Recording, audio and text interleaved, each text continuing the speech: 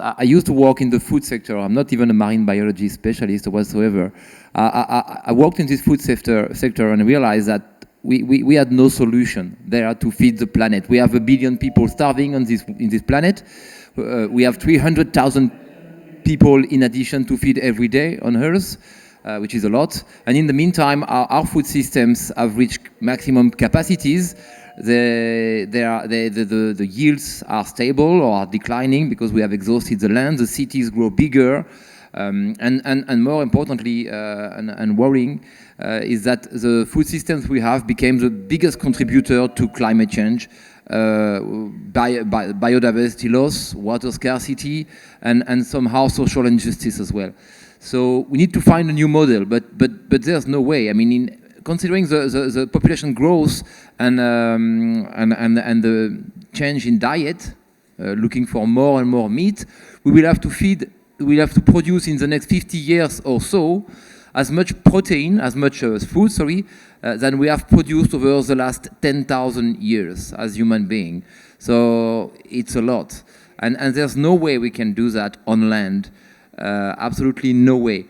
Which is good news, because if you step back and look at our planet, then what you see is a blue planet.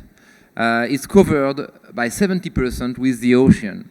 This ocean cover our planet, but they contribute only to 2% of our food today, which is stupid.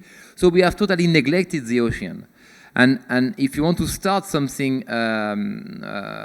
regenerating in the ocean, the best is to start with the lowest trophic level. So seaweed is the lowest trophic level in the ocean. So if you want to start to repair the ocean instead of destroying them as we do right now, seaweed is the best place to start.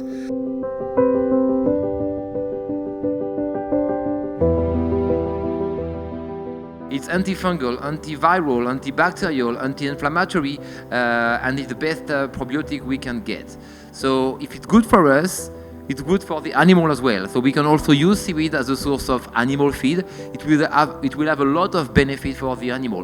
One crazy thing is that it will cut also methane emission because they will digest better. So long story short, if you give 40 grams of a small red seaweed from Australia to each and every car on the planet, the impact on climate change would be equivalent to stop each and every car on the planet overnight.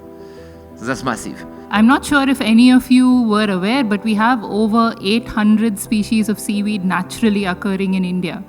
And so there's a lot of opportunity there. But certainly you can't really fully utilize that opportunity unless we kind of step out of the farming mentality that we have kind of developed on land. We need to completely change our mindset with respect to how we approach seaweed farming if we really want to do it in the ocean. One of the things is that we've had successes, sure. We've gone through the Green Revolution in a particular context of food scarcity and so on. And we use this as a way to get out of those really difficult times.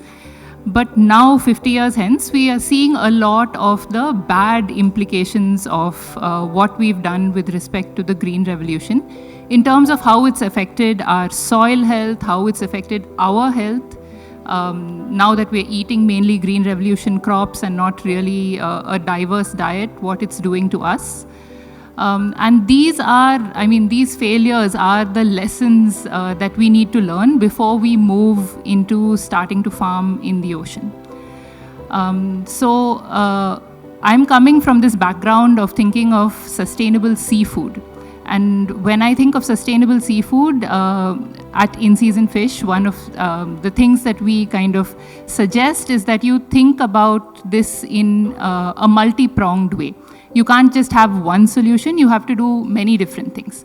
So we suggest 3 things. One is to eat diverse, then to eat seasonally, and to make sure that you're supporting small-scale fishers who are really fishing in a sustainable way.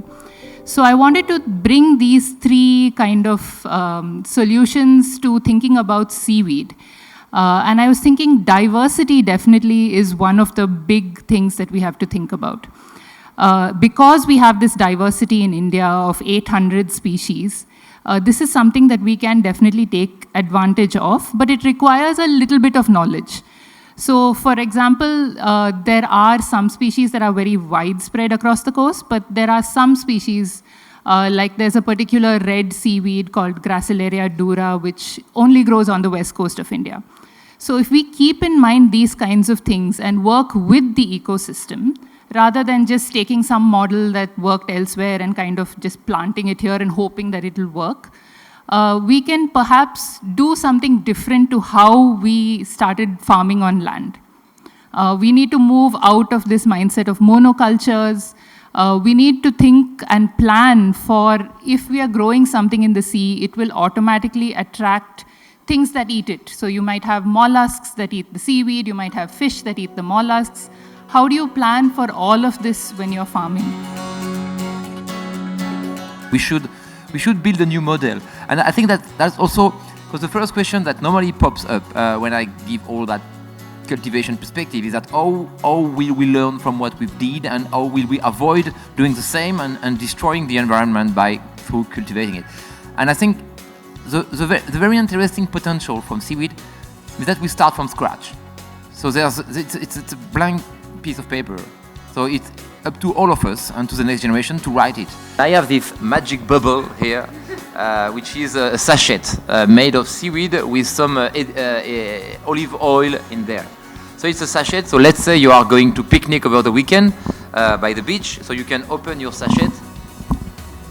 I will do it too clear. Pour the olive oil in your salad, and then the magic thing is that you can give it. I mean, you can throw it away in nature because it's biodegradable and compostable. But it's even more than this. It is also edible. Seaweed can repair biodiversity. It can repair the ocean. It can repair life. As soon as you will plant seaweed somewhere, shellfish, fish, and everything will come back. It can sequester a lot of carbon and mitigate climate change. And so it's important. I mean, seaweed can grow up to 40 centimeters a day for some of them, up to 60 meters high. So we are talking about sea forests more than seaweed, actually. And it sequesters a lot of carbon because when it dies, unlike trees, it does not comes back to the atmosphere. I mean, seaweed will be degraded by bacteria. Seaweed, it will end up in the deep ocean, where it will be sequestered for thousands, if not millions of years. So that's a great potential as well. And last but certainly not least, because you don't lead a revolution without tackling social injustice. Seaweed can bring new source of revenues to coastal communities, not in a very inclusive way. In these coastal communities where we know that the fishing resources will decline and will disappear. In Zanzibar, it has been performing very well, and it has contributed there to women empowerment and to gender parity in a country that was very late into that. Seaweed is now the third biggest resource in this island, and 80% of the resources from seaweed goes to women. It has contributed for women to get independent from men, to go to school, to send their girl to school. And now the president of Tanzania is a woman from Zanzibar, which would have been impossible 30 years ago. So it has a great potential as well. So it's a multifaceted solution, and I think it's a great source of hope and optimism for our children. And we have to once again change the narrative to them, and tell them that there are solutions that are still not be worked out. And if we learn how to farm seaweed, this next generation can be remembered maybe as the first generation on this planet which will be able to feed the entire world while mitigating climate change, restoring biodiversity, and alleviating poverty. They might be remembered as such, but they will need all of us. So welcome to the seaweed revolution.